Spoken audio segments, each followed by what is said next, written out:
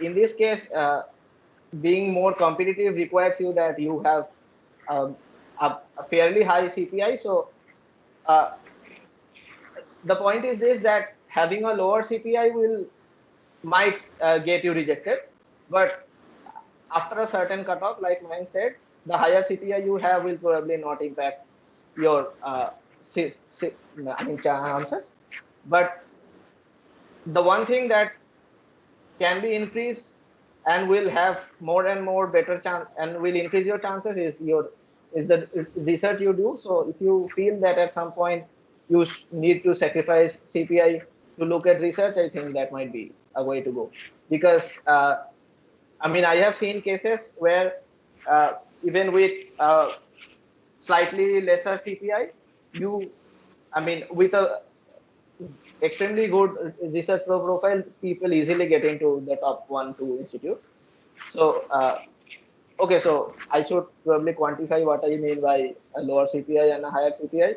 So, as Barnwell said, that a lower CPI is probably something below 8, but I would say that in my case, let me, okay, so below 9 might be considered average in some cases, but above 9 you are probably completely fine in the case of IITs. So yeah, so that is one thing to worry about. And coming on to the thing about recommenders, so I felt that the statement of purpose and the letters of recommendation stand at equal importance. So basically, I'll praise what my advisor told me. Udvam, let me know if I'm going over time. I forgot to note the time as Ritesh said. Wait. No, no, it's all right. Okay. Okay. So I will praise what my advisor stated, that the issue with CPI and these other criterions are that it is dependent on the quality of the batch you are in, and this is highly variable even in the best of places. So, and from a place like India, uh, many US departments will probably not know the general quality of the students here. So, for example, to give, for example, in my case, statistics and mathematics, it is the case that the Indian Statistical Institute has an extremely high reputation, probably because multiple uh, good students over the years have gone there, have done excellent research, and are still working there, or have done excellent research after coming back here, but they know that they are doing extremely well. So in the case of ISI, almost every year, this year it didn't happen for some reason, but for example, Berkeley usually takes 2 students from the ISIs, uh, since they know it very well. But the other institutes, they do not know it very well, so they have some issue with believing in the CPI that you have. So they do not know how, I mean, how good your batch is and things like that. So to legitimize this quantity that you are putting in front of them, that okay, look, that this is my CPI, you are required to have a letter of recommendation, multiple letters of recommendation, and and okay, so it is better if you have a letter of recommendation from a person who is extremely well known in your field. For example, um, I don't think it is possible in India, but multiple of your competitors will apply. So in my case, for example, I applied to MIT, I got rejected. But anyway, so some students who applied there had recommended field medalists, and so it is at that level that we are speaking of about. So I mean, okay, so in my case, I will explain. So one of my main recommenders was from IISc, Manjunath Krishnapur. He also had studied from Berkeley, and he is one of the most well-known students. So I think that that helps a lot. And so other than that, I think uh, okay. So I had worked with him for a year now, so he knew me very well and the kind of things I did while working with him. So he could justify that okay, so this person has studied things, and this and the quantities he are putting in front of you are legitimate. So that will then help your CPI. Uh, I mean, that will then make your CPI be recognized, and so you just so you need your LOR to be extremely strong. okay, so in the case of an LOR, it is also important that your advisor, I mean the people who are writing your recommendations, speak about I mean your research potential. I think in many cases, according to my recommenders, they said that your I mean these institutes, they specifically ask about questions like um, like um, how good is this student you are speaking of in terms of other students you have recommended thus far. So I mean, they ask you to cite like, is this student is in top 1% of the students you have seen so far, and things like that. So I mean, things can get really competitive there. So it is really important that your recommenders know you extremely well. So I have seen in multiple cases people mail someone they have not worked with for a letter of recommendation, and they will write you. I mean, in many cases they do not. I mean, in some cases they do not reject writing these things, if even if they know you a bit distantly, but that will not help your application. Let me see. Okay, so and okay, so I'll let me look at the questions. Is there anything that I can answer?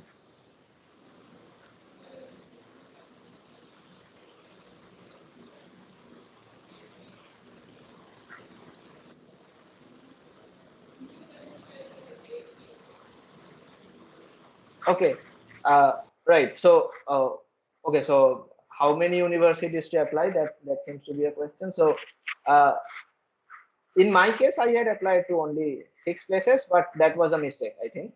So, uh, I'll tell you how people applied. So I know a student from IISc. He was applying for mathematics, and he had applied to around 24 universities. Okay, so this year was exceptional because the costs, I mean, this funding was cut in a lot of places, but still, I think it is a good decision to apply to around 10 places. I think because as Mayank said, that you are supposed to divide the universities you are applying to into. Uh, I mean, people generally do this, that they divide it into reach, which they call ambitious, and moderate, and things and places that they think will get in easily.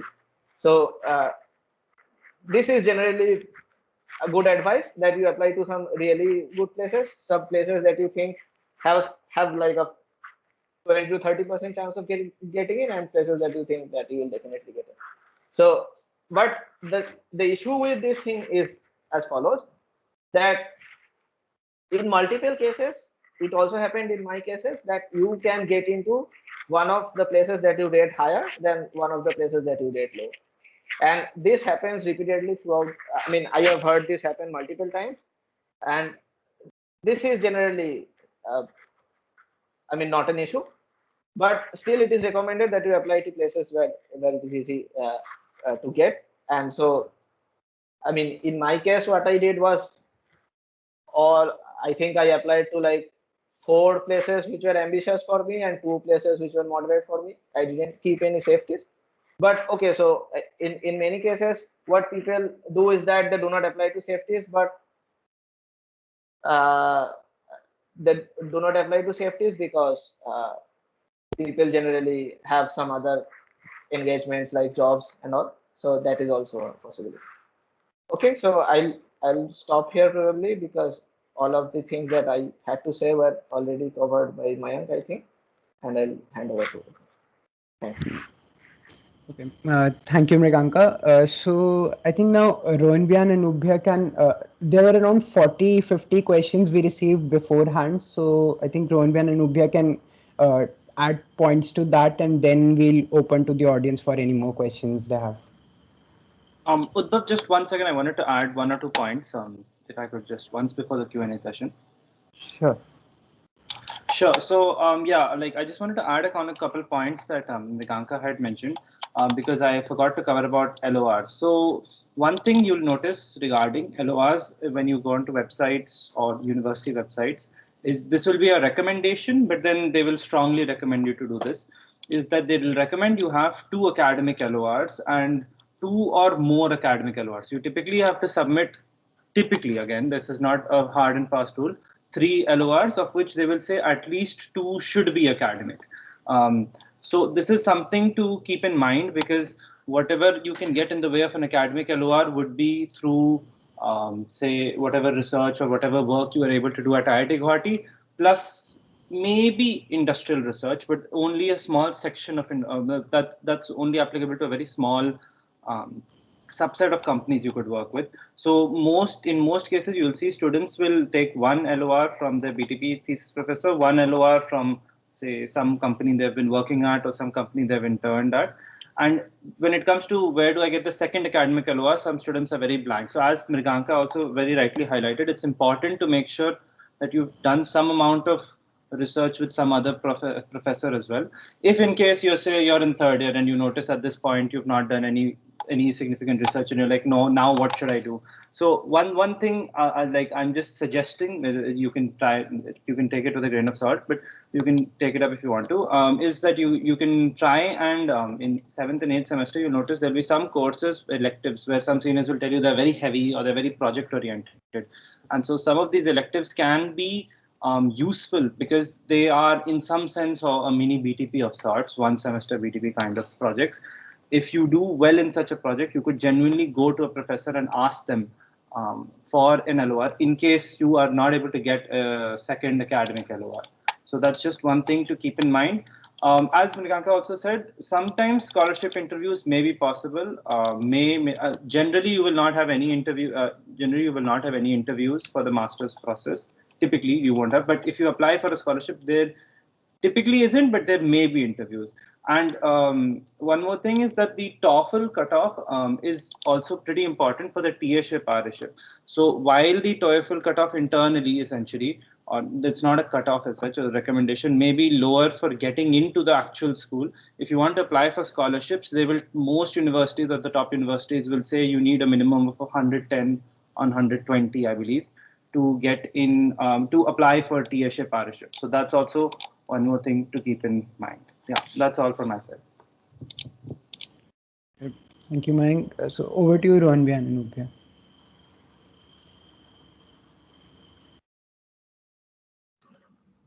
Hello. Uh, Am I audible? Yes, you're Hello. audible. Okay. Rohan, are you there? Yeah, I am there. Okay. How do you want to do this? Yeah, So I guess I- like we yeah, can go on.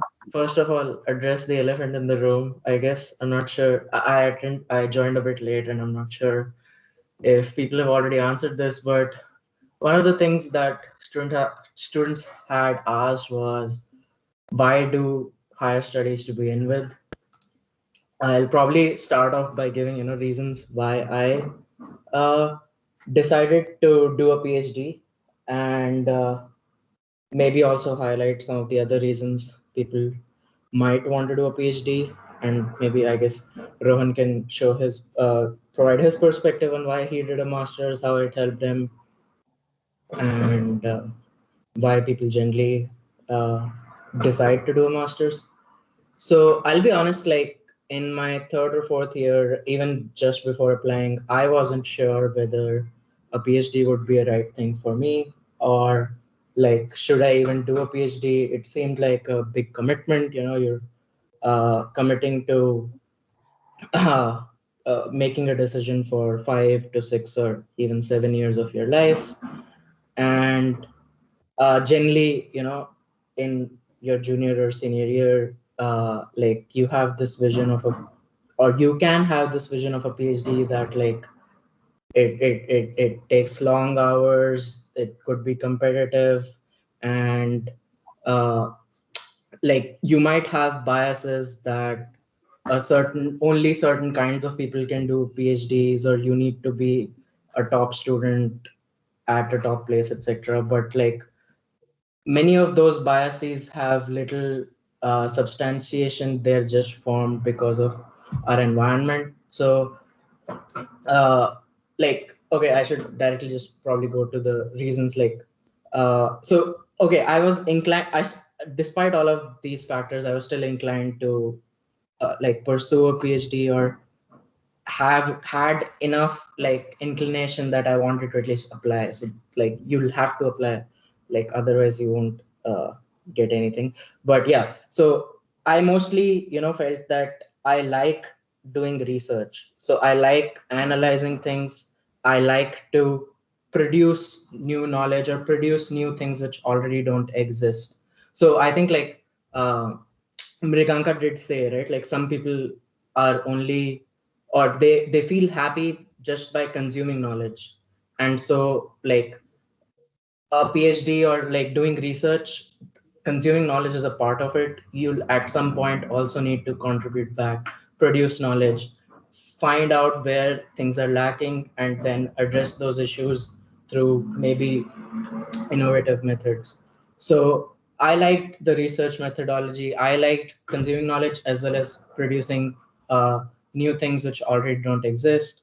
I liked that research was intellectually stimulating, is intellectually stimulating, and I need to and I can understand things at a deep enough level to uh, see if something is fundamentally wrong or something can be improved, and so on and so forth. And I think once I've started the PhD program, most of these factors have been reinforced day to day. I feel like I've made the right decision, and I actually like doing research, and I actually like doing what I do.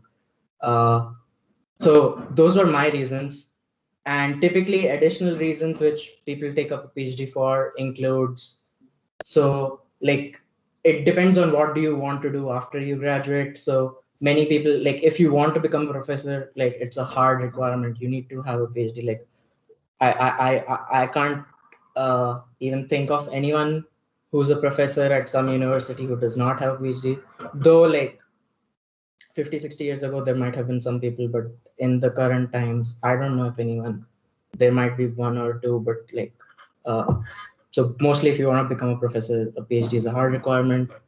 Secondly, like okay, if it so PhD is mostly tied to research, right? Yet the main reason to go for a PhD would be to like if you like research. So you may want to go into industry, and so like in industry, if you want to do research in industry, like typically they'll like you for you to have a PhD. Like there are positions for which a PhD is a nice to have or even a requirement. So that is another reason to apply for a PhD, that if you want to join a company in one of those positions, you want to do a certain type of work, then a PhD would be a requirement. Or like there, so there are some people who like still to take a non-traditional way, they'll probably work 5, 10 years in industry and have like equivalent experience to still work for a position. But like PhD is a more traditional or straightforward way to do that. So all in all, like a PhD will prepare for you for a career in research, and that's like the major reason to do it. I guess I'll let Rohan also give his perspective on why he did a master's and what people generally think of while doing so. Okay, so hello everybody. So I'm Rohan. So one thing I would like to start with, which is very important here, and like I think man mentioned this, and which probably scared like 50% of you upon hearing that, is like if you go for a master's, like the like of course like he said that there are opportunities for scholarship, but it's like in the worst case it can be the cost can be up to 1 crore rupees. Let me clarify one thing before like we start off on this. That is not 1 crore rupees, that is $100,000. Don't convert that money into INR. Like never convert that. Like I'm not saying in general, if you go to US when you are doing something, like even if you are like buying something for your food, if you're eating outside, you're traveling anywhere, or in any case, like if your tuition is something that you have to pay. So like, for example, for me, my tuition was around 48K. So don't convert that money from US dollars to INR. That money, when you convert to INR, is only relevant if you want to go there or immediately come back, or like if you want to earn something there and come back. Similarly, on the same by the same logic, whatever money that you earn in the US looks more when you convert it back into INR. It's not very much money when you earn that in the US itself. For like just a normal, I did not want to dwell into salaries or anything in this talk, and I will remain true to that. But one small stat I would like to tell you. This is not a like this stat is independent of any college that you have done masters at anything. So one thing, like 2 years back now, this has stopped actually. Like Facebook, anybody who had interned at Facebook, if they got a return offer at Facebook, they would get 100K joining bonus, $100K joining bonus. This is unanimous. It is independent of whichever college that you joined from. Even if you did an intern from IIT and went there and then got a return offer, which won't happen because you won't get H1B visa directly there. There is a general trend. This was a unanimous thing for every returning intern, just to attract people to join Facebook. Now they have stopped this. Just remember, this is not like you'll get a 100K bonus every year. This is just the sign-on bonus. So for most cases, anybody's education loan, it was almost as if they were like waiving off that education loan by passing that out, right? And in general, salaries are competitive, and I have never met anyone who has, like, at least, okay, the crowd that I know is from CMU, and I have seen everybody get tensed about these education loans when they get in, and or when they don't have a job. But after a job, I have never seen anyone complain that they have education loans. Again, that is because this degree was in the US and your job is in the US. Probably you need to worry if you do the degree in the US and like come back to India and pay those loans. Similarly, like whatever you earn will sound a lot in INR, but it will not be much in US. So remember, whenever anybody tells you that master's cost is 1 crore rupees, it is not 1 crore rupees, it is $100,000. Okay, there's a very stark difference that is very important to differentiate between. Second thing that I would like now back to the question that Anup, which is very important actually, Anup described very well, I would say, why you should do a PhD and in general higher studies, I would say. So, what I have observed for an IIT degree, right? Like, I spent 4 years there, and like I generally tended to try to learn everything that was given in the classes. So IIT degree has two great aspects to it. One thing is your peer group. Like in general, like I would say I have interacted. I was a TA for one semester. I was part of a research group for like Dr. Andy Pablo for more than 1.5 years. And in general, like I've interacted with a lot of masters students. This is the thing that I felt, that the peer group that I had while I was in IIT Guwahati in my Barak hostel's lobby, that is the best, like most average intelligence if you consider of that peer group. I have never met that kind of peer group during my 2 years stay at CMU, even when I am working at Oracle. One thing that IIT education gives you is an amazing peer group, which motivates you to do better than probably you would have done anywhere else. One thing I would say is that. The other thing is that it gives you a very sound base education. Like I generally, when I was at CMU or when I was at Oracle, there was never anything that if I wanted to learn, I could not learn because I did not know something beforehand. So, like, this is one thing that you'll find, that like IIT education will make you ready for anything that will happen in future in your life. But one thing where IIT education is lacking is specialization. Like I would say even Anup would agree with this, that like if you just have an IT education, probably there is not a lot of things that you can go out and do directly. This is what I felt. And this is what I felt because when I went to CMU, I interacted with research groups, and like I went to classes. Like I usually took like PhD or master's level classes. Like I did not know a lot of stuff, and like I came to learn a lot of stuff. Like basically, most of the PhD courses here are like this, that every week they'll have you read 2-3 papers, and there will be a common discussion in the class for that paper. Like this is what used to happen in my advanced compiler class, in my advanced database class. And that discussion itself makes you learn a lot of things about that field. Like once you're done with that course itself, you know a lot of things that probably, like at least in my case, I did not know. So my reason for doing a master's was mainly this, that when I was working at Nutanix, like people told me this, that like if you just take a normal job out of college, you probably won't have any control over what you are going to do. And this is true.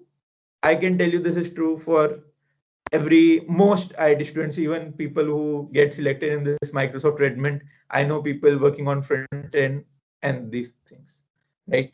So like when I was at CMU, like this is again, I was lucky in this scenario that I used to work with a professor called his name was Dr. Andy Pablo, and what happened was like he sent out my resume to various companies. Now remember that Andy was giving research talks at most of these companies, so he knew people working in core systems teams in these companies. So I was directly introduced to a like the type of work that I always wanted to do. Now, the issue is that when you directly go out of college, right? In India, first of all, most of these teams don't have outlet teams. So you can't directly join these teams and then get transferred to the US in the core team. Or the thing is that probably when you get hired, you will never get hired into these core teams. The other issue is that even in US, right, these like companies will come to hire, teams never come to hire. So even in US, like when you come for your master's or your PhD, right, like never apply, like always apply for companies, but it is always preferable to apply through referrals, through people who are already working in the work that you like to do. So after like 1.5 years of master's, my intern, and the work that I'm currently doing, I would say that you you will get a lot of specialized roles after doing masters, probably, which was very important for me. That was that and of course, like you'll get a lot of specialized knowledge to work in those roles. So yeah, back to you, over to you, Anup, if you want to add to anything on that. I think you covered most of the points. One thing I guess I can mention is that, like if you're still skeptical that whether you like research or not, masters is also a good way to gauge that. So you can take a master's, you can, like Ron said, specialize in some topics which you find you're most interested in, and meet people who do research in these areas, actually do research, and then gauge whether how interested you are in either doing research or even with the subject which you think you're interested in. And that is, I guess, a good way to even prepare for a PhD program, or like gauge if you want to do research or not, uh, apart from just like specializing in an area in order to uh, make yourself more attractable or attractive for certain roles in industry. uh, yeah, Ron, do you want to say anything else on why you should go for higher studies?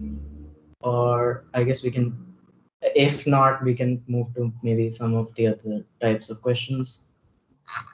Right. I think But like probably like the two reasons, as you said, is one thing is probably make yourself attractive to people in the industry, like specialization, or if you want to pursue research in that direction. I don't think like like basically it's like both things are the same thing, right? Even when you are doing PhD, like you want you want yourself having a specialization in something so that great researchers in that field want you.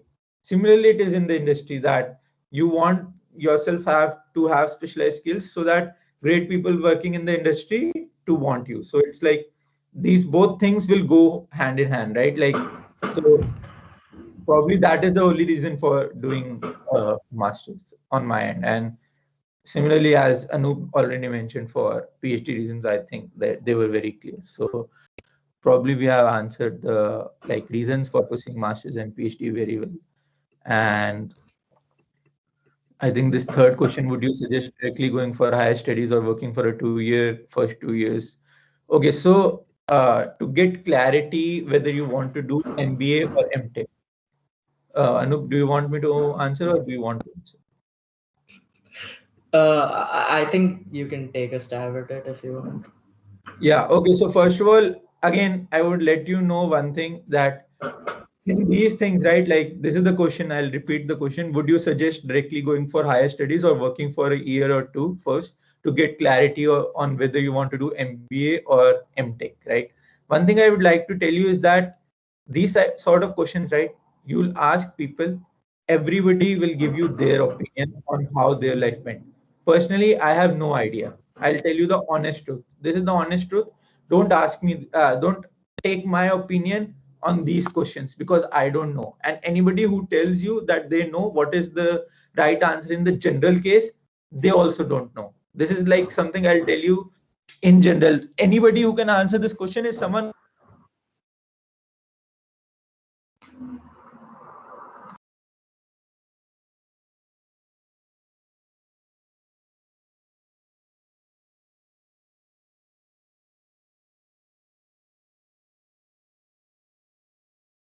opinion on this question unless they have done both.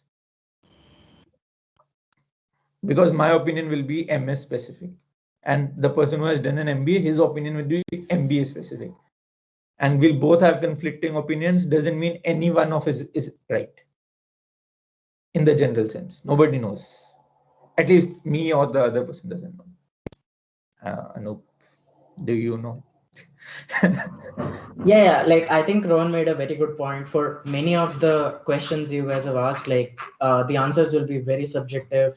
It will depend on what kind of experience the person you're asking these questions from have, as well as what experiences you have had. Depending on that, you'll allocate different preference to different kind of decisions or different kind of future states which you might have.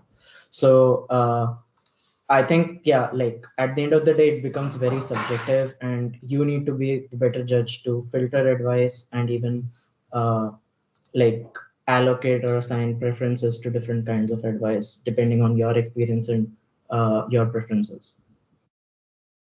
Right. But I think Anup I summarized think it between really very well. MBA and MS, like I think they're substantially different enough that I guess a junior year or senior year student should have some idea as to which of these two directions to pick. I can probably briefly elaborate on like what, like you'll have a very different kind of lifestyle after an MS or an MBA. Like basically you'll be either in a technical role or a management role. Like, okay, at the end of the day, even after going into a technical role, you might, 5-10 years down the line go into a management role. But if you're starting off with an MBA, like typically you'll start off with a management role, and you may not like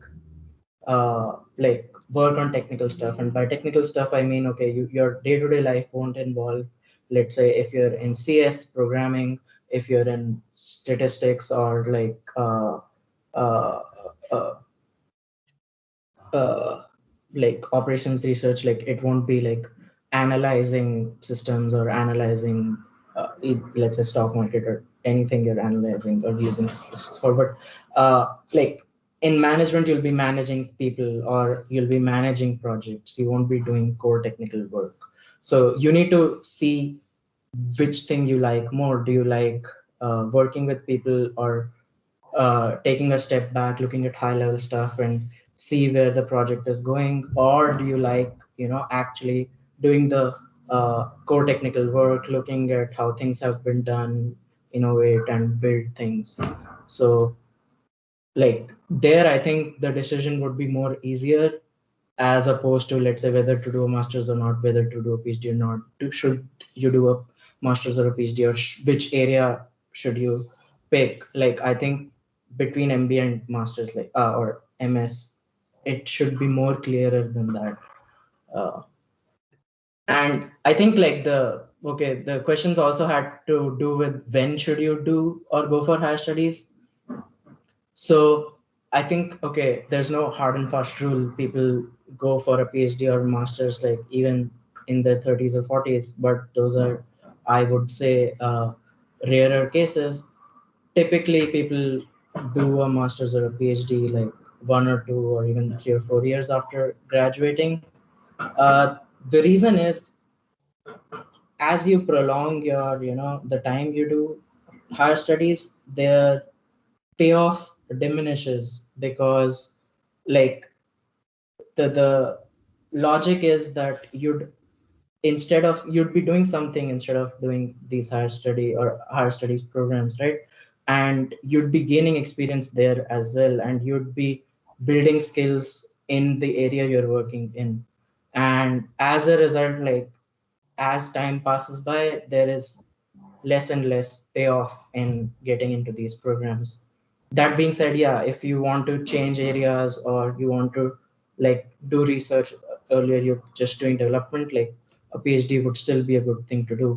But like if things are in your control, I wouldn't say, wait 8 or 10 years to pursue these things. Like if you want to do it and you are currently thinking of it, I would say 1 or 2 years is a good uh, estimate of like when you'd want to start. And this 1 or 2 years, like uh, it depends on, okay, like you may want to, first try out how things are in industry. You may be skeptical whether higher study is good for you or industry, so like you can just go to industry and see how you like it there. If not, go for a master's or a PhD. uh, the other thing is also, you like if you want to do a PhD, you may not have, enough research experience to convince some of these universities to uh, like commit to you for 5 6 years. So like you typically need to demonstrate that, you're interested enough uh, to do research, and to do that you typically need to have some research experience. And those 1 or 2 years, you can do a master's, or you can like join some research lab or take up some industrial research positions to make yourself like more appealing to like admissions committee, etc. So like I think one of the good programs are like Microsoft Research has this I forgot the name of the program. It's basically a pre-doctoral program. I think it's called Research Fellowship. Yeah. So Microsoft has that like in India, Microsoft Research India. And I think typically they take students for 1 or 2 years, and the expectation is that you'll apply for master's or a PhD like just after that. And you get to do research and interact with the top researchers in uh, any CS related area you want to work with. CS related includes math, statistics, theory, everything. Uh, Even like they might have some computational biology or some stuff in robotics or electronics, etc. Not the super sure about Microsoft Research India, but like if you're there, they'll probably connect you with other folks within Microsoft. So I think like those 1 or 2 years, if you take before doing higher studies, like they'll mostly be to better prepare you, and also to get a sense what you want to do like later. So but I've not seen many people, or like it's ideally, I think like you'd want to stay within that 2 3 4 years mark before pursuing graduate like at most that much, like uh, because I said the payoff reduces over time. That being said, like people start immediately as well. Like I started my PhD program immediately after undergrad studies, and so one thing I've observed is some people give out the advice that you shouldn't do that. You should take 1 or 2 years to actually get some more experience, and that way you'll have more insight as to what you want to do, at least in a PhD case, like for your research and what your thesis might be. But I don't think that's any like hard requirement, or it affects your research output in any way, because like you anyway get to do internships during your PhD program, so you get enough exposure to what's happening outside of academia as well. So uh, yeah, it's subjective. It depends on whether you want to take some time before or you want to immediately start. It can be due to you want to prepare yourself better, but typically I wouldn't say you take 8 to 10 years before starting a graduate program after having done your undergrad studies. But yeah, like there are still people who do that. Yeah, okay. One small thing I would like to add here is that when you apply directly, like without waiting, like one thing is that the application process becomes a bit easier, because like if you want to get LORs from professors within the college, like it is better when you are in the college. Like you can go to them directly, and like you can ask them and they'll remember you properly, and they'll be able to give a more personal touch to it. Like compared to the time when you, like 2 or 3 years you have left the college, and like maybe the professor remembers you, maybe not. Generally they remember you if you had a good relationship with them, but there is a chance that some aspect of the relationship might get missed, which could have been added to the LOR. The other thing is that I remember that there was some administrative document that I required when I was at when for my admission at CMU, and I just took my bicycle and I went to the administrative center and I said, "Sir, please help me with this. I really need this." And like within 1.5 hours, they gave me that, and I posted that the day itself, right? And I compare that with the scenario. Like I know a senior, Nikit Vani, and he required the same document, and he had to call a lot of times, and even then I had to go and collect his document and then had to post it. Something like that happened, if I remember correctly. And so a lot of these issues you will just sidestep when you are in the college. Like even if you can just go to a professor's room and ask please and like that, right? But like if they're delaying, if you're outside the college, like what can you do? You can just email. But the other thing is you can just stand up. That won't happen. Like I don't think professors are will do to you that in any case, I'm pretty sure. But it is always more advantageous in some administrative aspects of it, I would say.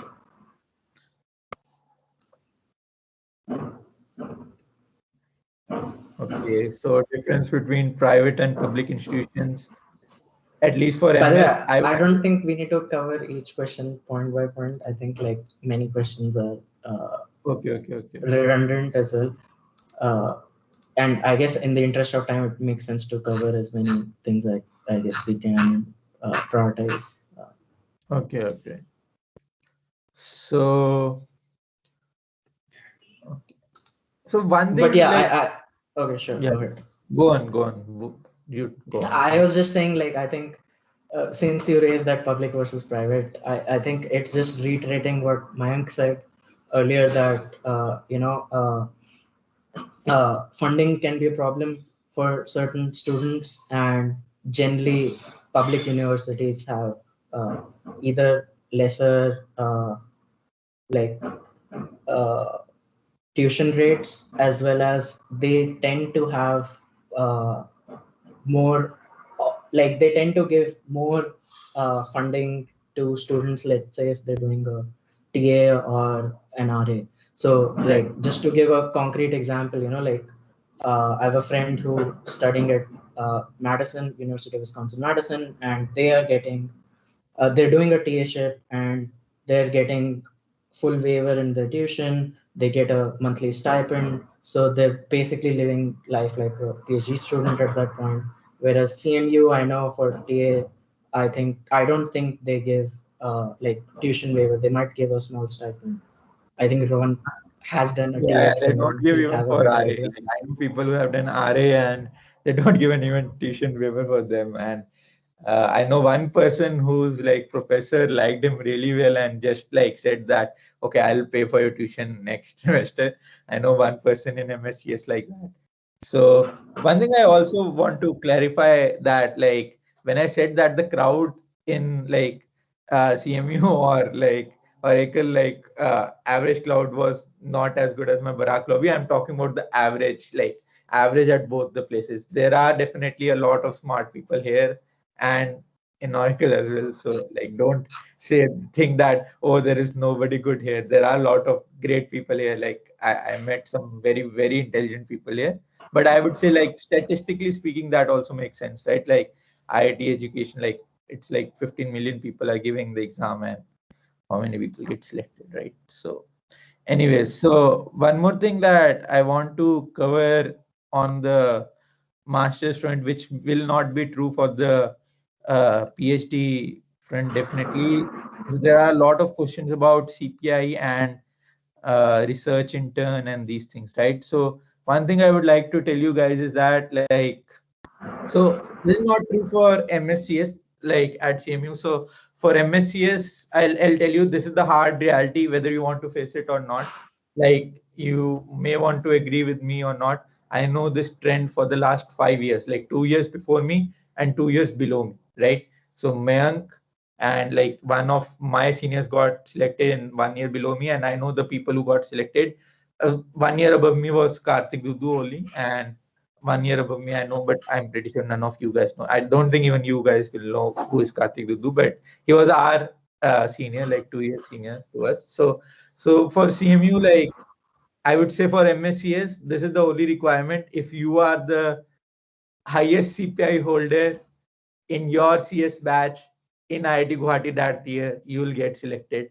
That is the true, like among the people who are applying. So say like if someone in some other batch is applying who has a higher CPI than you, he'll get selected. This is the bottom line truth. Whether you want to accept this or not, that is the truth. Like uh, I have seen this in the 5 years. They are selecting one people every year from each IIT, and the same logic is applied on each IIT. Like one person gets selected from every IIT, and the same logic gets applied. But now to the main point, whether CPI and research intern and all these things are important. So I'll tell you one thing. So what happens is that like when you go out for leave MSCS probably like I won't is an exception to this, but CMU has like say 5-7 different master's programs, right? And I know people in other institutes as well. What is the most common thing that I have observed in these institutes? There are less number of people from IITs than from BITS and VIT and these colleges. Do you know what is the reason for this? Because IIT people get a good job after their graduation. And what happens is that generally, I'm not saying this is a trend and this is my logic why this happens. I've seen people whose profile very like I wouldn't say I don't think I'm any judge of someone's profile, but I have definitely when I was in IT, I've seen far better profiles of my people around me than when I see in a lot of CMU masters program like CMU ECE or like there are other master's programs also. This is not true for MSCS, but generally this is true. And you'll see these people having much better jobs than you than after 2 years because I would say there are a lot of more jobs available in the US than in India. So one thing is I would like to say is that never think that your profile is bad. Your profile is still in the very high percentile compared to other people applying for masters. This is not true for PhD.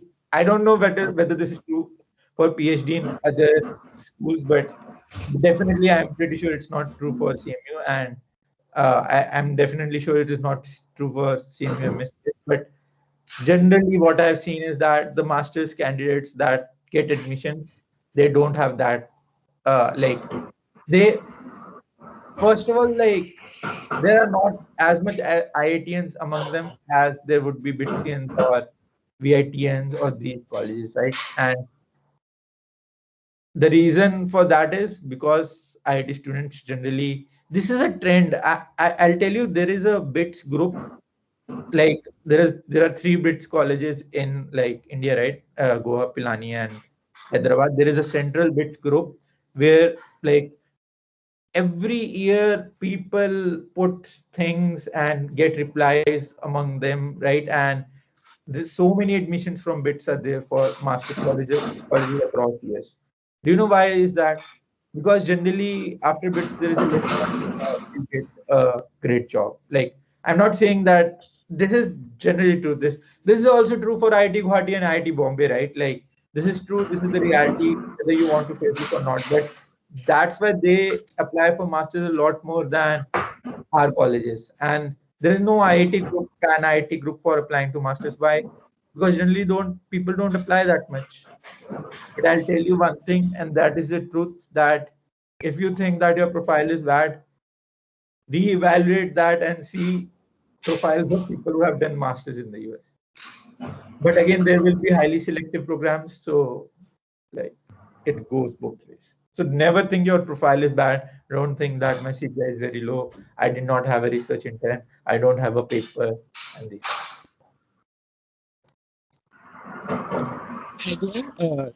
Sorry to interrupt.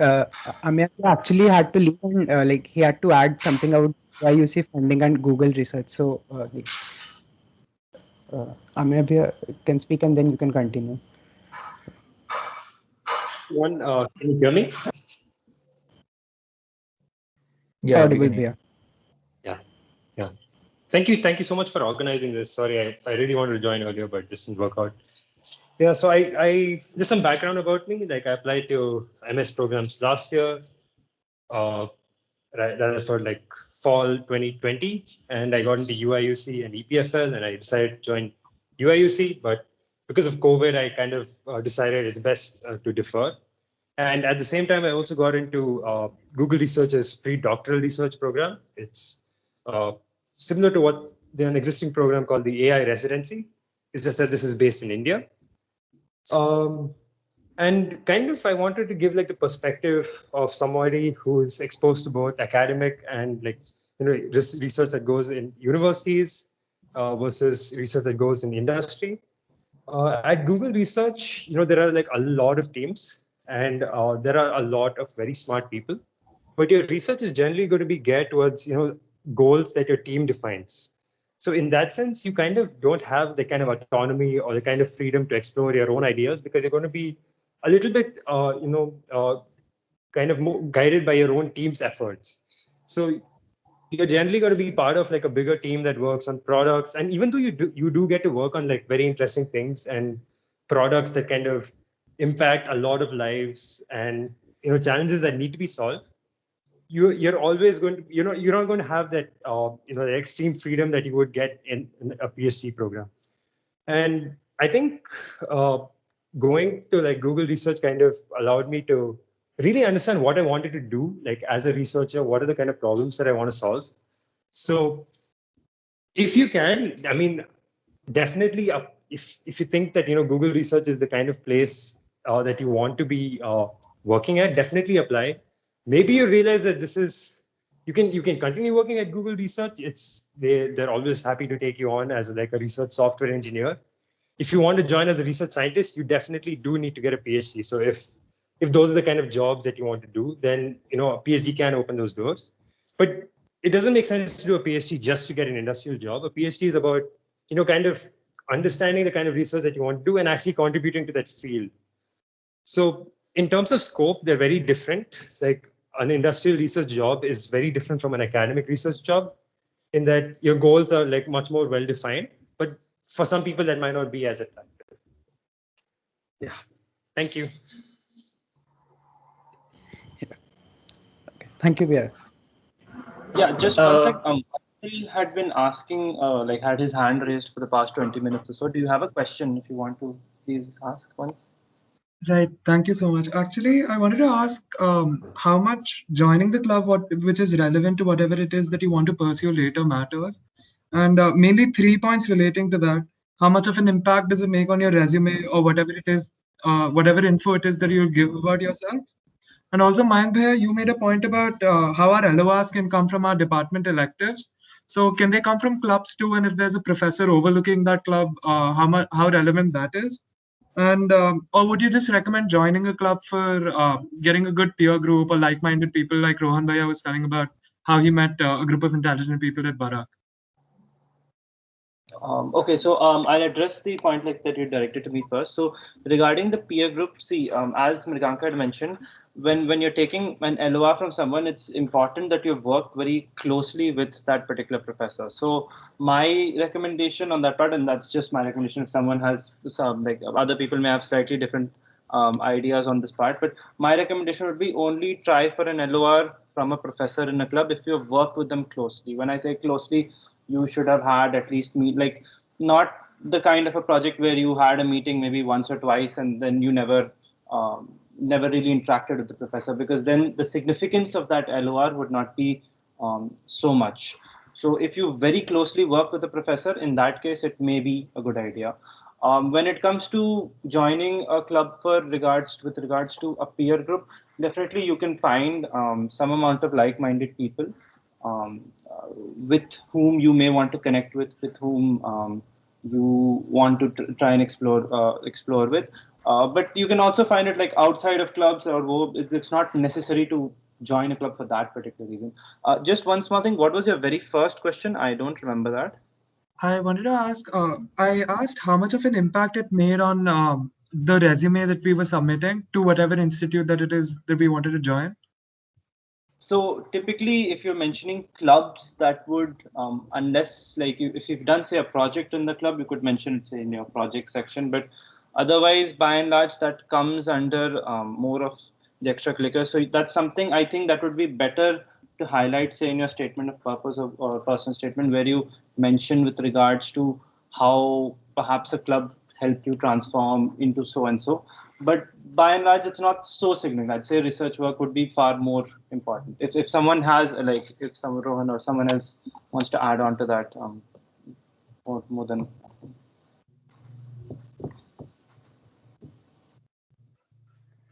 Right. Okay. Thank you so much, Bhaiya. No worries. Also, I had one more question for Ameya Bhaiya. Relating to the Google doctoral search program, the like if by any chance you did it in AI and ML, then how much of it did you learn from whatever it is, or like whatever clubs are relating to AI or ML in college, or did you do it on your own and you had to pursue it on your own?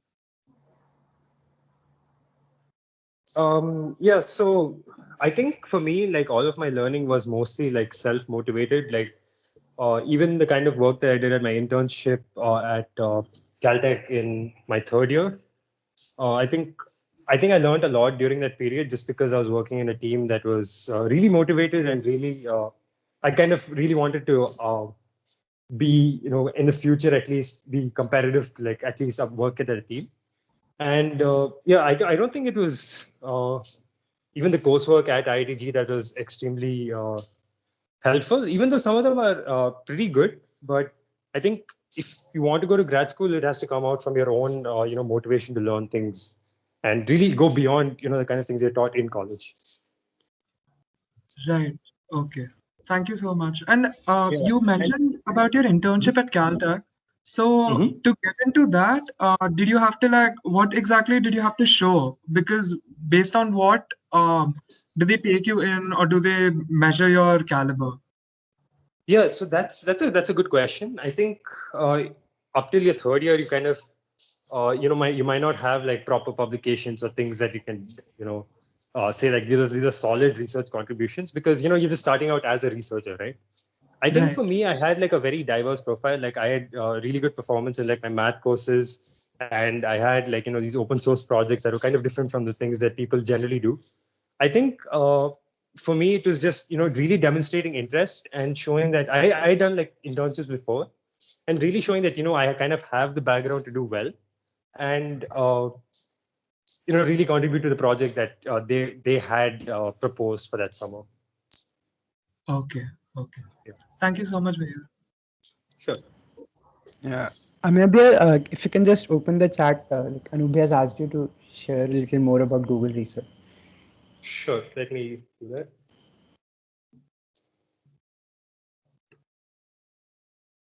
Yeah, that's a great question, Anu. So my day-to-day life in the pre-doc program is, well, of course, it depends heavily on the team that you work on. Like if your team works on theoretical machine learning, then you're going to be spending like a lot of time involved reading theory papers and maybe not writing as much code.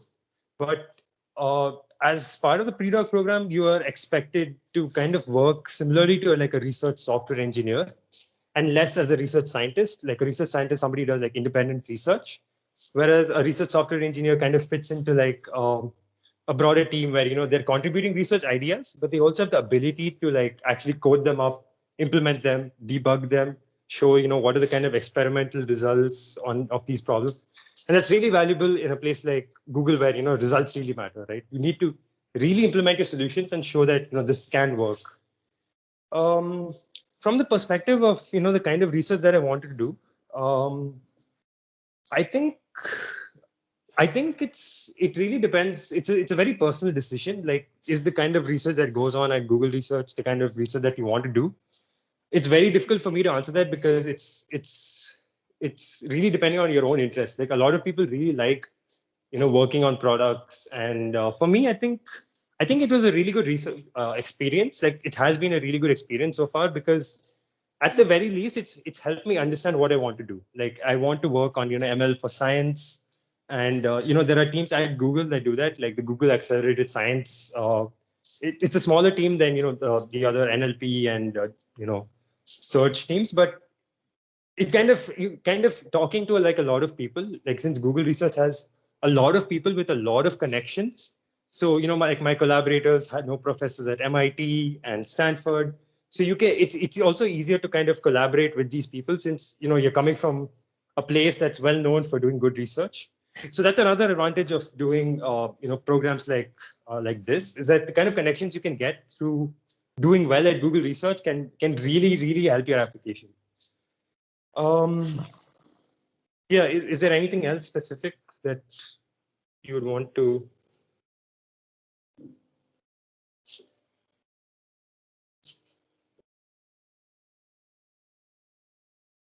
Okay, I think I'm happy to like answer questions over email if anybody's interested in, because there's like a lot of detail that I can't cover at the moment, but I would have like extremely happy to answer questions offline.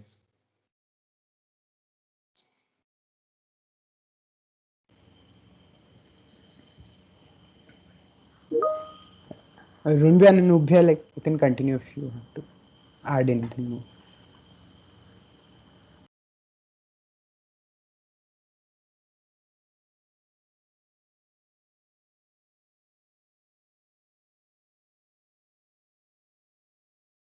I want to ask a quick question, like what's like the distribution of the audience, which year are folks from typically? Because like I think people ask questions about how to prepare your applications and like what are the requirements for such programs or higher studies programs, and like how do you build a profile for them, like, and typically the answer would depend on like where you are in your undergraduate program and like when do you want to apply, because that will be like, oh, you have this much time to prepare. So like a rough estimate of these many students are, or 50%, or is it like all the students, it was open to all, or like which year are people from? Yeah, the talk was open to also probably like we have audience from all 3 years, third, second, and Okay, first. okay. Third, second, and first. So there's no fourth years. That's what you're saying. It was open for 4th years, but like we were mainly targeting third year and second year students. Okay. Yeah, I guess like Fourth year is ending, by right? yeah, but like people March end. still apply after 1 or 2 years of undergrad, right? And it would still be helpful to know, once you do decide, like how would you approach it and what are the things you might want to look at. I think there are 3-4 students of fourth yearites as well. Okay, sure. Uh, I think in the chat also there are some questions of how do you get into a research internship and or like what are the Actually, best I can't ways see the to. chat because I am not a member of the team somehow. I don't know how Anup you are able to see the chat. Oh, I think you okay. Click on the team and I No, think no, no. it Like just I appears. clicked on it, but it shows me that chat is only available to team members. Oh, I'll send you the questions on Messenger if that is. Yeah. Just copy paste once, please.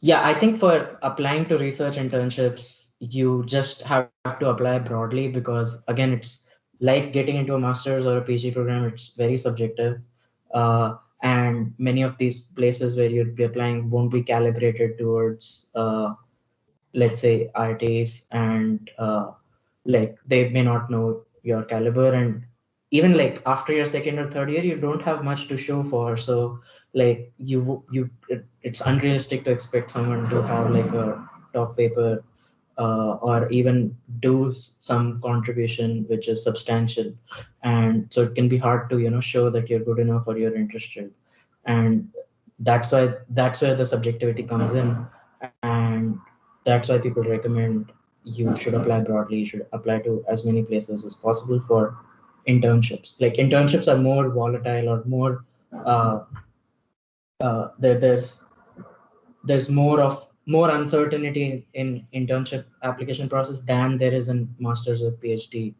uh, because like if many people are applying from the same place for a particular, let's say, MS program or a PhD program, they'll probably have some scaling between those applicants, but for an internship uh, to the same research group or a lab, like typically few people from the same place would be applying, and so they can't even do like differential analysis of those people, and that's where more uncertainty and subjectivity comes in.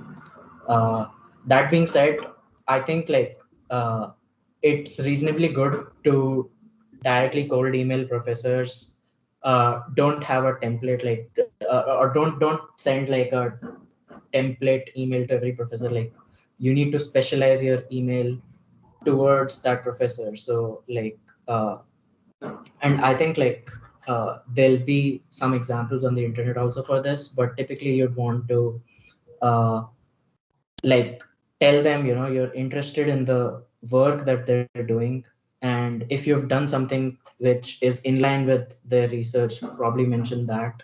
You can also mention some of the uh, papers or like more recent work they've done, and if you read them or if you think it can be improved, or if you think there are certain things which you'd want to investigate further, like those are the kind of things you'd want to mention.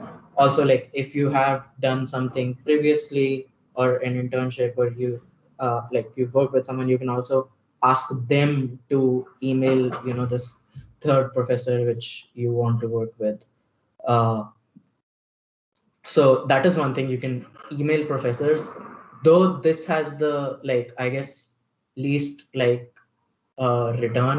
So if you like let's say send 10 emails, you might get 1 or 2 replies depending on like how specialized your emails are or like how much time you spent on writing those emails or how much content or relevant content you have in your email.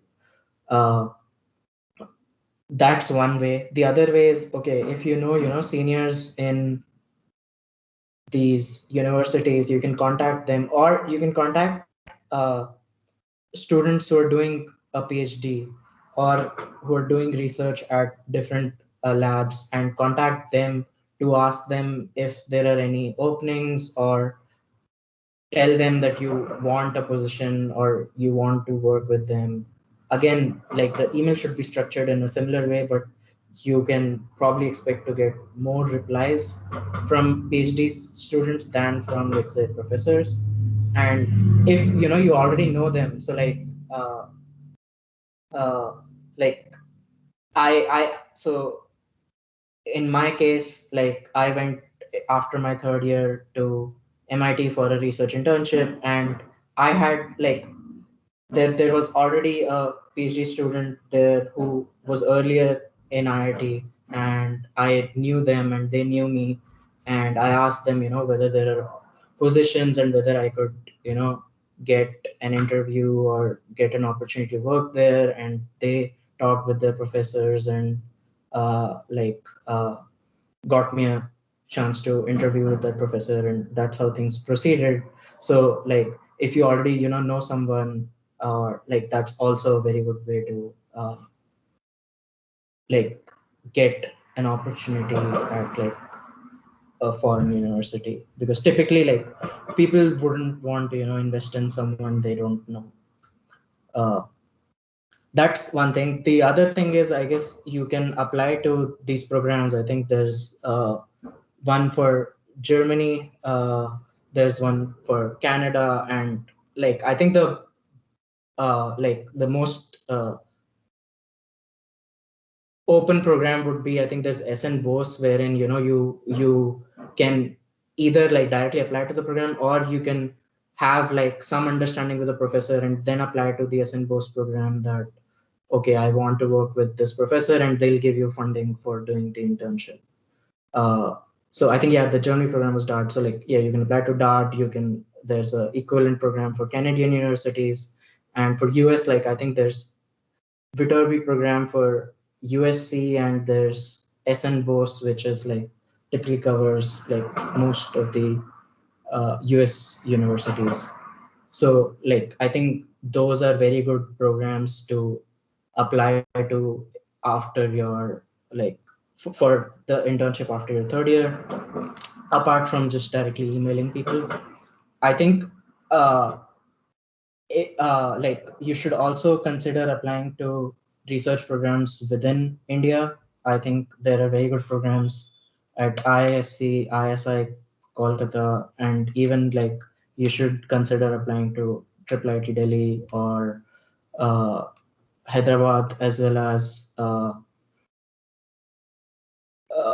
IBM Research has internship program, and Microsoft Research would also have some opportunities. So I think typically there's more chance of you getting an internship at these positions if you're like in your sophomore year, but second year, uh, like it's very hard to get uh, like an internship outside of India, like after your second year. It's possible, but it's harder because typically, like I said, like if you're hiring someone you don't know, you'd want to see like what kind of work they've done, and it's hard to gauge that if you haven't done much.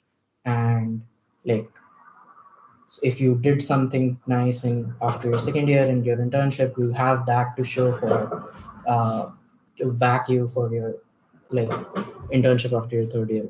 So like I think that's a strategy. Like okay, you apply to these programs within India and you have something to show for, and then you apply to outside of India. I think that's a decent strategy, which gives good expected yield, but like that there are always like non-traditional ways. And but I guess like those are like the majority of the programs you might want to consider when you're looking for research internships. And like you typically want to, so if you're gonna think of going for a PhD, you do need research experience, right? Like if you're asking the committee, invest in me for 5 years, if you haven't done any research, that's like not much evidence that you like doing research, or whether you'd be a good fit for a research program. So, and like yourselves, you'll just be in that honeymoon phase, that oh, this thing which I've not done, it seems very attractive, but like you yourself might start doing it for a week or two or a month or a year, and you might lose interest. So even for yourself, you would want to have some research experience to evaluate your interest in even the area as well as in doing research in general. So yeah, do research internships if you're in second, third year, even fourth year, right? Like you can apply to all of these programs even after most of these programs even after graduating, as well as you can always email people.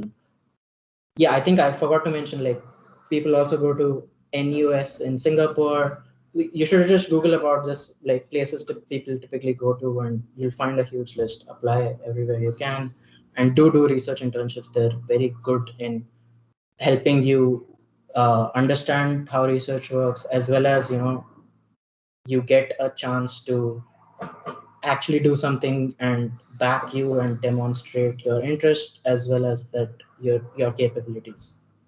I think Rohan raised his hand. He must have something to say. Let you speak, I guess. Or maybe he went out. I'm not sure. Yeah, my internet just connected for 1 second. I actually had to step on the VPN for my company to answer something. So yeah, 1 second. No, I'm now it is done, but that's disconnection happened.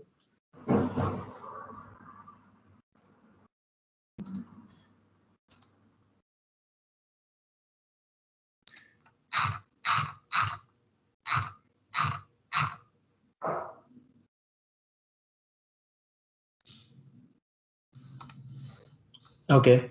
I guess like both Mriganka and Mayank would have done have actually done a good job of covering like their application process, and there's little I guess me and Rohan can add on that.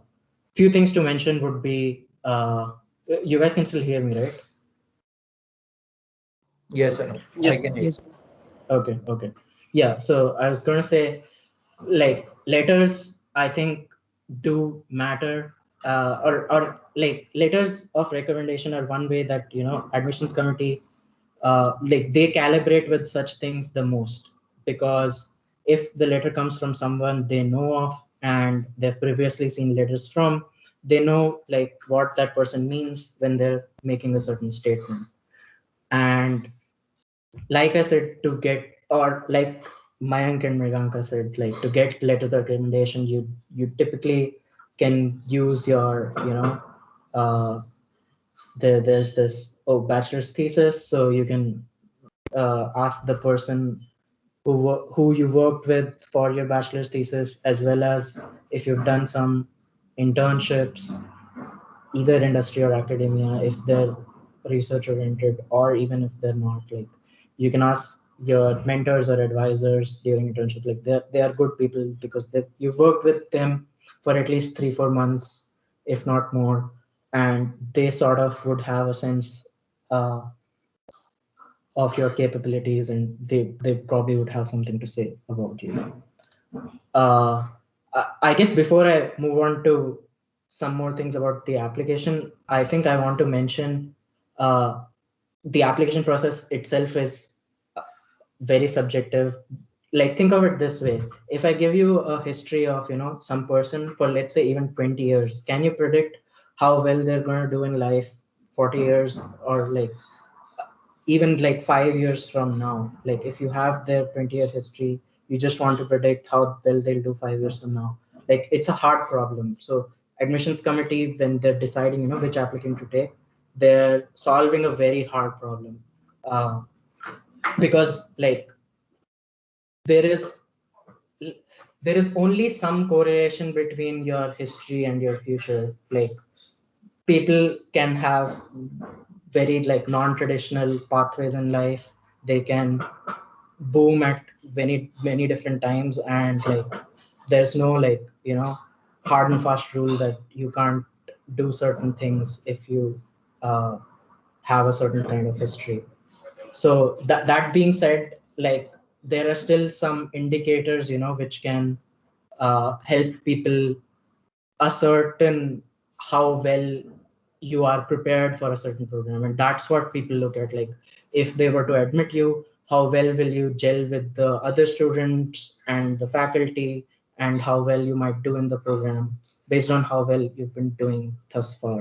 Like there are indicators, but like there's no hard and fast rules.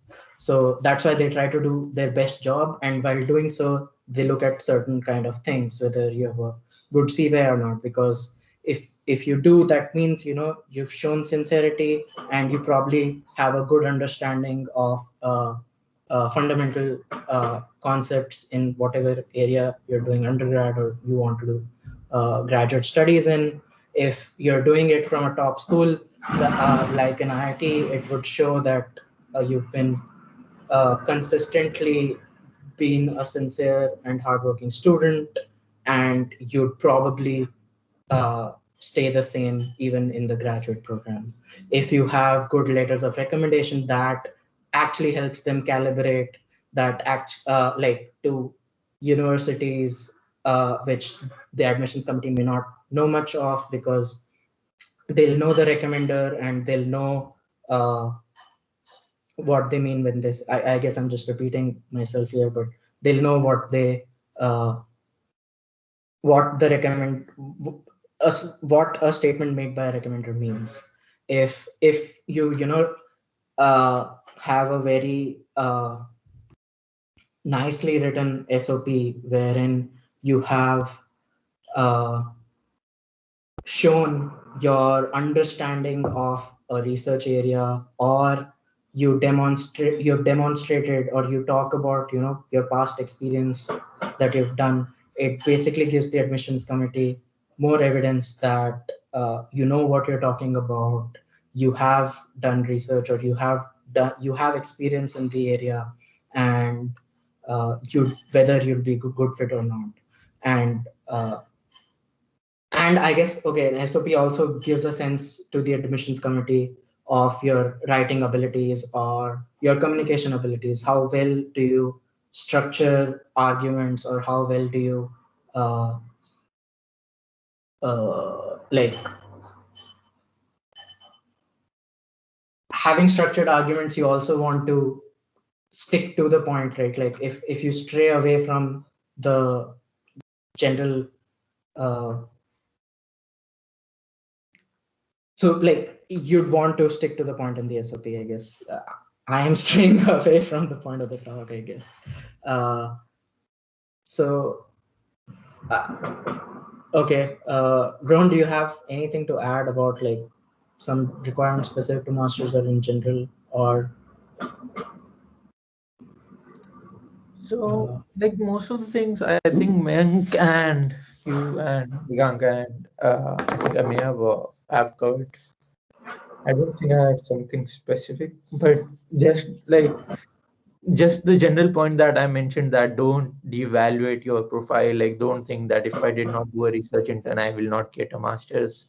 Like personally, I got MScs at CMU and I did not do a research intern. But again, like the work that I did at Nutanix was fairly quite exploratory, and I was able to write that in my SOP, as Anoop mentioned, that I was able to write that in a good way. So yeah, I don't know if Mayank will be very comfortable in sharing his SOP to the general public, but anybody who seriously wants to like uh,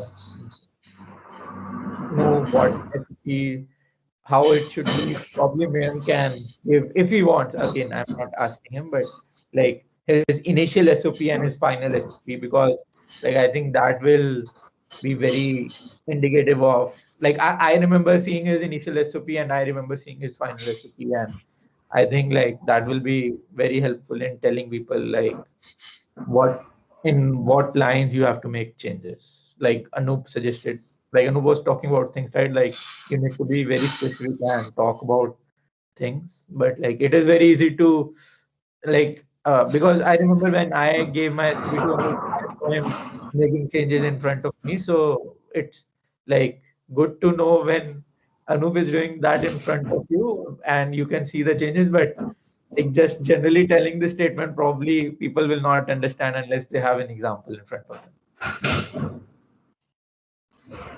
So if man is willing, I don't know. Sure. I mean, if anyone wants, like specifically, they could contact. I don't think it should be a problem, I guess. No worries. I'll be happy to share. Cool. Thank you.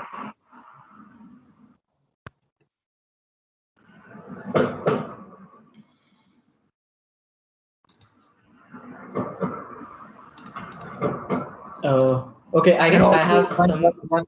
one small thing, like, or to the point of one question that someone was asking, right? That how much club projects and these things matter. Like, again, I would say it's dependent on how much exploratory work that you did in the project itself, right? Like, so I remember that, like, okay, one again, if you are doing some front end thing, then probably like it's difficult to write those things. But even in front end, probably you did something very exploratory, right? So like I remember, like I when I was the head of the, like I wrote about my in web operations head part in the SOP, right? Like, and like there were some exploratory stuff that we did. Like, for example, like before us, like for 5-6 years, like they used to outsource this work for like 2 lakh rupees, and the site did not used to scale, right? And in our case, like what we did was we deployed a content delivery network over a network of nodes, right? And like we did a lot of research on which cloud provider will be best, and actually we were helped a lot by Dr. Kalpesh Kapoor and in guiding us. But like in the end, we ended up doing a lot of exploratory work, and we were very well supported by the management, as well as, like as I mentioned, like Dr. Kalpesh Kapoor. So he was the head overseeing all these things, and I remember that for Microsoft he just did a call because he was the person responsible for setting up all the Outlook things in our college, and that got set that day itself. So there are things like this, right? Like if you do exploratory stuff in your projects, then like you can always mention them in your SOP. But like again, it should be on those lines. Like, of course, like research work is very easy to write in SOP because it is by definition exploratory of a problem that has not been solved before. But in general, like I would say, even in a lot of things that you encounter, like you will be doing some exploratory stuff. But again, when I say exploratory stuff, it should be things that like like it is tough to arrive to the answer of. It should not be things that, oh, I did not know this thing, I searched on Google and I got the answer to it. So these kind of things you should not write in this.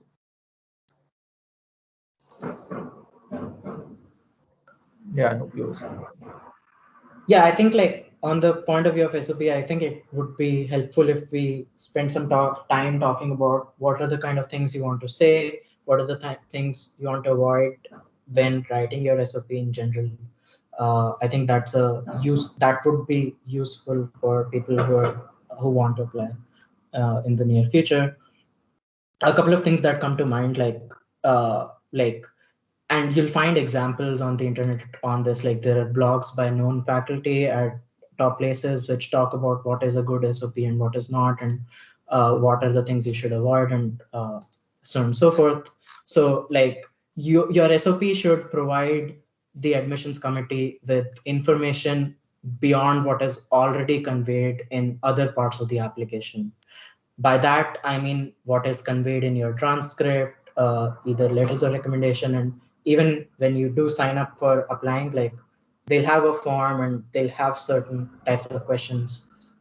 So it would actually also be a good thing to sign up for on the application portals to see what the application actually looks like, what are the questions they ask, and what are the questions they want you to address in the SOP, what are the questions they actually uh, already asked outside of your SOP. So you'll have a good idea of what are the things you actually want to talk about in the SOP.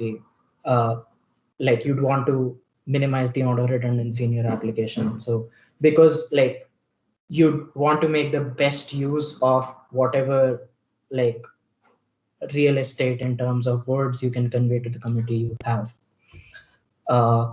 So you don't want an SOP which just reiterates that you've been doing well in school, you've got good grades, because they already know that based on your transcript. And you don't want to talk about things which are way in the past. You don't want to talk about, oh, in 7th class I did something and that made me interested in CS, unless it's very substantial or it actually had a very important role. Typically, you'd want to stick with things you did in your undergrad, because if you spend a lot of time talking about your past, people might think that you did not do many interesting things in your undergrad. Ideally, you should have things to talk about in your SOP based on what you did in and around your undergrad in terms of like temporal proximity. That being said, what are some good things you can talk about, and what are some good ways to structure your SOP? I can probably give an example of how I structured my SOP, and then probably talk about some general ways in which people do go about it. And uh, wait, I had one more thing I wanted to say. It just went out of my head. Okay, I guess I'll just go with how I structured my SOP, and if I do remember that thing, I'll blend it in between. So how I structured it, so I wanted to convey to the admissions okay, I think I remember it now. So when you're writing your SOP, uh, you'll have to do a lot of critical thinking and consciously think, what you want to say, and you'd want to also consciously think how a reader might interpret what you're saying. Typically, when we write for an exam or when we're doing any type of writing previously in our life, or at least that was true for me, we did not spend as much thought as to how a reader will, or how a third person who does not know me will read it, or consciously think about, this is the exact way I want to structure it, which will be the best way a reader can understand what I'm trying to say. Like the same goes for when you're writing a paper or a book. It's You need to spend a lot of time thinking about these are the things they need to know before they get to know some later thing. And writing your SOP will take a lot of iterations. Myself, I had like 8 to 10 drafts of an SOP changed over like 1 or 2 months. And you need to mentally prepare yourself that the first draft you write will probably not be very good. And you'll have to spend a lot of time writing the SOP. After that, I guess, okay, starting with how I structured it. So I think it's recommended that immediately, you want to start off your SOP by conveying what areas are you interested in. That helps, and also like mention what program you're interested in. That helps the program committee, or sorry, not the program committee, the admissions committee, to immediately gauge, who should read your SOP. So if you say you're interested in networks, they'll probably ask some networks faculty who's on the admissions committee to take a look over your application. Next, you'd want to talk about, once you've highlighted what area generally you're interested in. My strategy was, okay, so the idea in writing the SOP is you want to convince the admissions committee that you're good enough for their program, you're interested in their program, and I guess, yeah, basically you need to provide evidence for these claims. So your claim is, okay, you're good enough. How do you show that? And you're interested. For both of these things, like merely saying, you're interested in something, okay, you might be just saying, how can you convince someone that you're interested in something?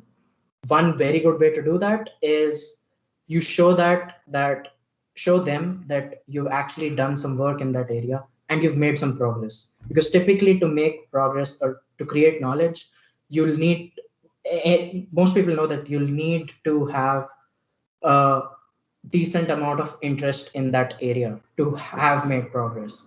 So if you've worked on an area and you've shown something substantial, that is immediate evidence for me to see, okay, you probably would have been interested in that area. That being said, like, okay, you can push yourself still to make progress, but typically people would see having done work and done something in an area to as an indicator that you're actually interested. It also reflects on your capability, that in order to do good work, you must be capable enough. So I think, like, so like your previous work is very good evidence for your future work, and that's how most SOPs are even structured, that you'll talk about the work which probably is relevant to the kind of work you want to do or kind of areas you want to work in, or the kind of area you want to gain more education in for your graduate program. So I talked about the work I did during or after my second year as well as third year, both of my internships. They were both research oriented, solving or addressing or tackling open-ended problems. And I talked about what were the main challenges, what were our key insights, or how did I approach the problem. I think that will help the admissions committee the most to understand what do you do when you face a wall. And a wall in terms of like, okay, you thought of or you're working on a problem and you face a challenge. What do you do? What's your immediate approach? How do you think about it? Do you give up, or like how do you find innovative ideas, or how do you tackle a problem and nobody knows the solution or nobody has even looked at the problem? These are some of the questions, when they read about, when someone reads answer to some of these questions, they'll have an idea of what kind of a person you are, what kind of ways in which you do, what are the kind of ways in which you do research, or you think of problems. And I think that is a very good way for someone to gauge how you might gel with the program that you're applying to. So I talked about my research, and or I talked about the work I've done in my internships and in a few paragraphs. And after that, the strategy was, I take a step back and think, what have I learned from these projects, and what have I noticed, are some of the still loose ends that can be tied. By loose ends, I just mean that, when you work on a problem in 3 months, 1 year, or even like 5 years, you can't fully solve every aspect of it. There'll be aspects which are hard enough that they mandate more time, they require more time. And in general, when you work in on a particular project, you'll also be looking at work that is related, and you'll also explore the problem in general, and you'll have an idea. This is once you do work. So when I'm saying this, it might feel a bit out of touch to someone who has never like done any research or never done like work for more than a week or a month on a single area. But when you do that, you'll yourself realize you have more things that you know and understand about that area. And based on that understanding, you'll have to do a lot more thinking. You'll have to read a lot more papers. I think Mriganka said he read a lot of deep research papers to actually to have some content to write about in the SOP. That is another thing you can do if you can't find a lot of content out of your work. So once you've read a lot of papers, you've done some work, you'll have some idea of what are the open problems in an area which probably can be solved in, let's say, next 5 to 10 years. And you'll also have some proposals or ideas as to how you might tackle some of them. Again, this is a hard thing to do, like in your third or fourth year. Like it's hard to get such a deep understanding to actually make sound and Anup, if yeah. I just did not want to interrupt you, sorry for that. But like when you were talking about this, these are really great points. Could you take an example also while you are explaining all this? Like I think that will be really helpful because in Okay, abstract, yeah, I think that's a good point that you're making. I can take an example. So one thing I think, like a very good example of this would be, uh, so my example would probably be biased to the area I'm working in, because like to have such an example, you need to have worked in an area. And like, don't think that, when I give that area, like, how did I even think of that? It's after you do a lot of work and after you've read, will you get enough understanding and insights to come up with such examples. And like, And it's even fine if you do not, don't come up with such things. Like you can talk about your experience and at a high level, like say, these were some of the lingering problems that you want to work on, or you can say that you couldn't address these certain problems and you'd like to use the graduate studies to gain more understanding and solve these problems. So like you may not need an immediate proposal, but like it's nice to have, an idea of what are the high level things the community is facing as a challenge that they should address. So some concrete examples would be, like, I've been working in like computer networks and systems, for those of you who don't know me. And if you're familiar with what is happening right now in networks, like one of the things that's happening is people are trying to investigate or trying to deploy more types of hardware in data centers. This could be smart NICs, there are programmable switches, FPGAs, there is always servers in data centers. So that creates a heterogeneous environment in a data centers. These devices, they have different memory hierarchies, they might have, and like, I guess since the audience is very broad, I think many of the terms may not make sense. I'll try to keep it as general as possible. So they might have different levels of uh, caches. They might have different ways in which they process things. So they might have general purpose processors. They might have like special integrated circuits to do certain kinds of computations. And as a result, these different pieces of hardware, they have different trade-offs. Some might be more performant for certain types of programs, others might not be.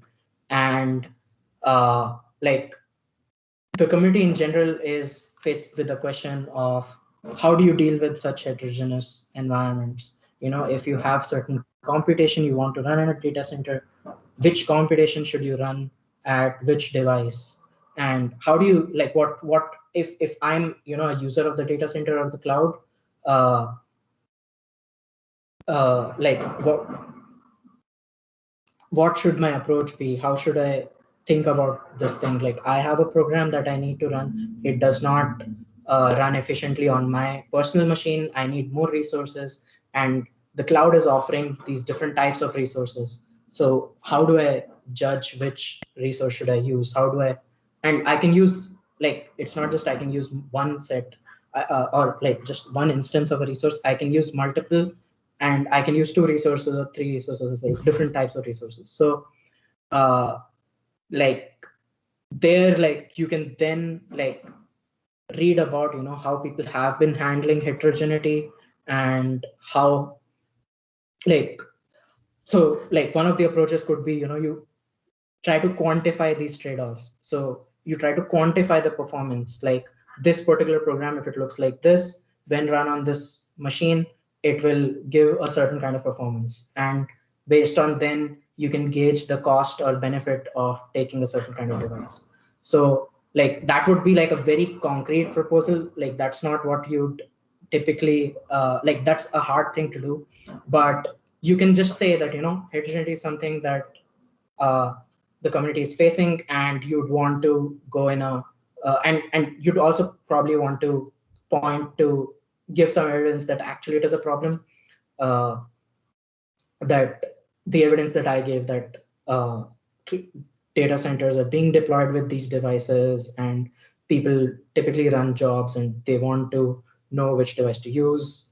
You may or may not cite some even papers about it, and then you can continue to say, okay, you'd want to investigate more as to how do you tackle challenges in this space, or how do you actually come up with an approach. Like you'd want to study enough to come up with an approach to tackle this problem. So even if you don't have a approach or a solution to tackle this problem right now, you can just talk about the problem, that this is something you feel, would be interesting. And like such a problem can come from the papers you've read or the work you've done. Once you've done work and you've read papers, you'll have some idea. For me also, I did not have this idea after my 4th year. And I'm saying all of this now, like these are all the ideal things you'd want, but even in my SOP, what I wrote was very high level. So what I had written was, like after having talked about the work I'd done, I wrote about that, typically when you're in a systems development environment, uh, like building systems in general. So I'm working in systems, and my SOP was mostly geared towards systems. And based on the work I've done, I'd mostly observed that it's hard to build systems. And there are many reasons which I explained in the SOP. One is you typically want to optimize whatever you're doing for whatever hardware you have. You'd want to you'd be working at a low level language rather than a very high level language. So like it takes more effort and more insight when building systems at a low level.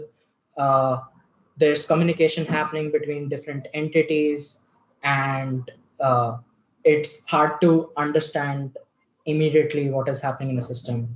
I gave a few more reasons which I cannot I guess recall on the top of my head, but I explained that building systems is hard, and I would want to work on building frameworks or building abstractions which help build better systems or ease the process of building systems. So that is what I wrote in my SOP, and that is a very high level problem. But like you'd want to give them a vision of, based on your work, what are the kind of things you want to work on. And after that, I guess like typically what people do is they talk about uh, at the place you're applying, why you're applying at the place you're applying. So you may want to work with certain, like, and typically the reason you give is there's certain types of faculty whose research you like or whose work you're interested in, and you talk a bit about it. That again is hard to do. I've seen SOPs which do that. Myself, I did not do that. I just mentioned names of some faculty whose research I like, and that I did so that the committee has an idea of what kind of research I like and who should actually read my SOP. And I think it's good idea to actually mention names of some professors, but like it's okay if you don't have many interesting things to say about the research. I did not have anything interesting to say, but people do write about it. I think I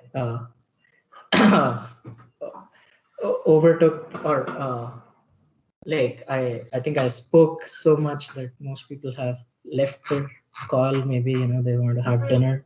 So I'm not sure if folks want to continue this, or was I too boring, or was the information not helpful, or if folks have some burning questions which they want to be addressed rather than things like these, I probably can or we can probably talk about those things as well. Or if it's too late and people are just some of them must have gone for dinner, but anyways the session is recorded, so we can post it, and the students can anyway see it. If you have anything to add, you can add it. Okay.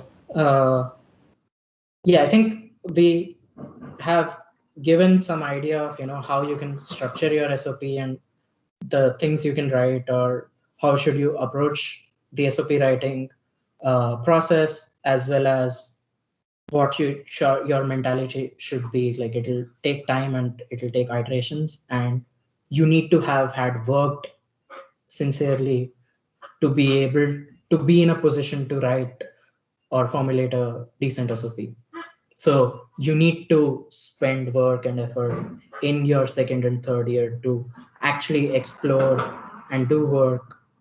It need not be research, like do industrial work or spend time on a problem or a project longer than a month or two to have something to say about. Rohan, do you have things to add about SOP writing process or anything in general about requirements? There's just one thing that you initially mentioned, that don't start off by writing that when I was in sixth grade, I explored a computer, I opened a computer, and like these things. This is like very badly looked upon. Most of the things I think Anup covered very well.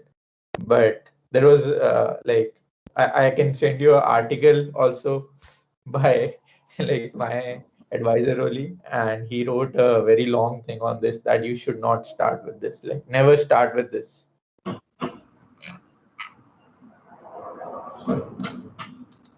I think yeah, I can post it on top. Just give me one second. Yeah, if you Google, you'll find very good articles and blog posts about How not to write an SOP. how not to write SOPs, how to write SOPs, as well as the application process in general. You should spend a decent amount of time looking at these articles to calibrate yourself with the admissions committees. Yeah, so I sent that link on that group. I think it would work and post it on the chat. Sure, Bhaiya. Yeah, so that is like, yeah, most of the things I think Anup covered very well, but just this, I would say, like, yeah, I think you mentioned that only also, right? That in the end, and I think, yeah, it's just general that you should not write a lot about professors who you want to work with. Basically, like, general advice would be like not to tell them things that they already know. That like, oh, this university is a great university. There's such a great research opportunities that will help me a lot in my career and these things, right? These things they already know about themselves. SOP is supposed to be like a very constrained piece of writing, right? And you should not reiterate things or like tell things that they already know. And I think Anup already mentioned that, but just wanted to tell about like don't write things like this is a great university and these things. And try to keep it in a flow of things, right? Like it should be read in one go, like, and there should be like connections, like should not just randomly jump from one thing to the other. And I think like these things they will really be helped if like Mayank shares his. I think he also has left the chat, but like yeah, if I think when Yeah, that's why I kept it at 6:30. yeah, it's fine. Yeah. Okay, anyway, I think it's like a lot of time we have been doing this. I think everybody wants to leave now. We should close it before me and Anoop and CSA are the only three people left in the video call. But yeah, if anybody has any questions, we'll take one or two questions.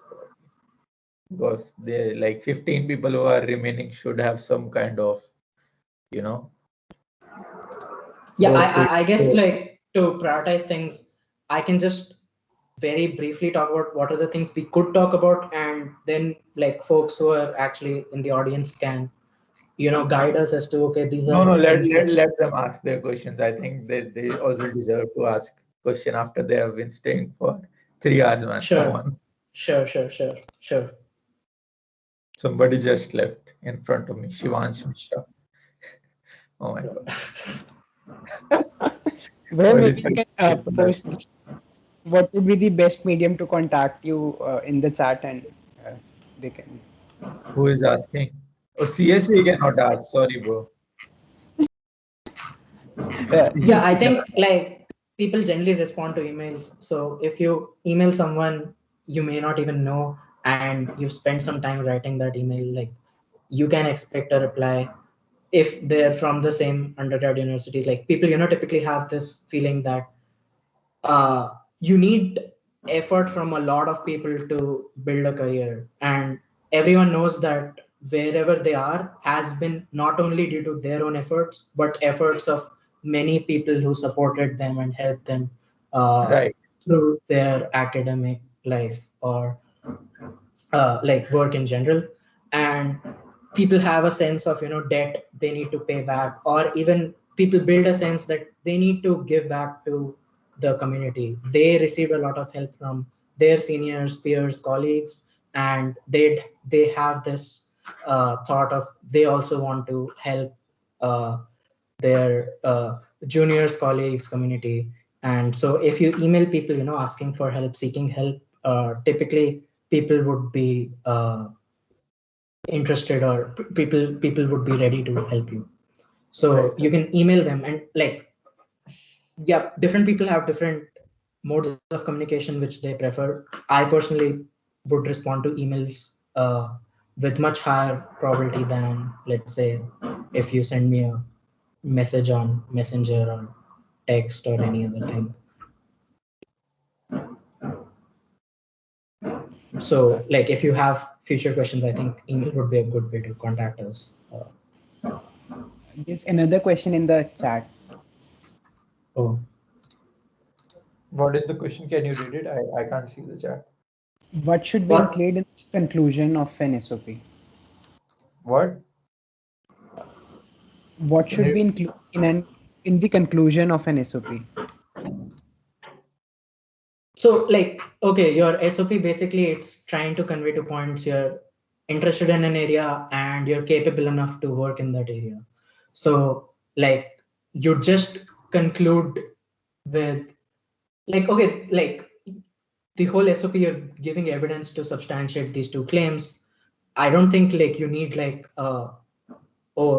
in writing theorems thus the statement of the theorem is true. You don't need a very explicit conclusion like that. Typically people end their SOPs by saying, these are the people they'd like to work with, or the last paragraph is basically why you'd want to go to that university, and you just end it there. You don't need a very explicit conclusion.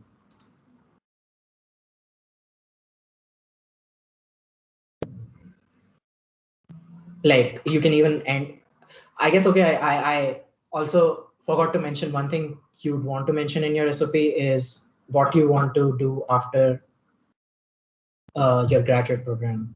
So you can say things like, I want to go into the PhD program because I want to do research or build a research career either in industry or academia. And I think that the university would be a good fit for preparing you for such a career. So that could be your ending statement. But you should just look at examples of SOPs and what people typically say.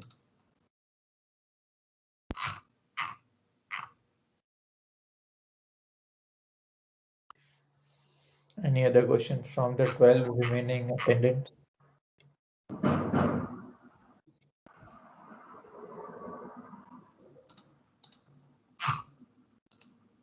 Okay, then I think we'll close this. Thank you, CSEA, for organizing this, and thank you very much for having us. Thank you, Anoop, for answering a lot of questions. Thank you so much, Via. It was great having you here. Okay, so should we close this? Anybody else? Anything to say? Anoop? Gunjan is thank you. Yeah, thanking you. definitely we weren't able to cover, I guess, many things or all the questions that students might have. So if you have lingering questions, feel free to email us. We'll try our best to probably address some of the important and burning questions you might have. Bhaiya, can you just drop your emails in the chat, whichever email you use the most? Rohan, message me. I'll So mine is rohanagarwal7997@gmail.com. Okay. My name, my surname, and my date of birth.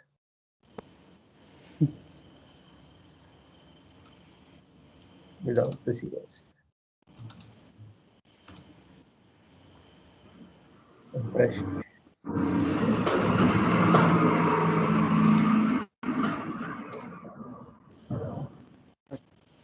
And Thank you. please, guys, whoever are remaining, one thing, do ask Mayank for his SOP. And if he says no, ask CSEA to make him give you. So, I think that will be really helpful. Make him give you. Okay?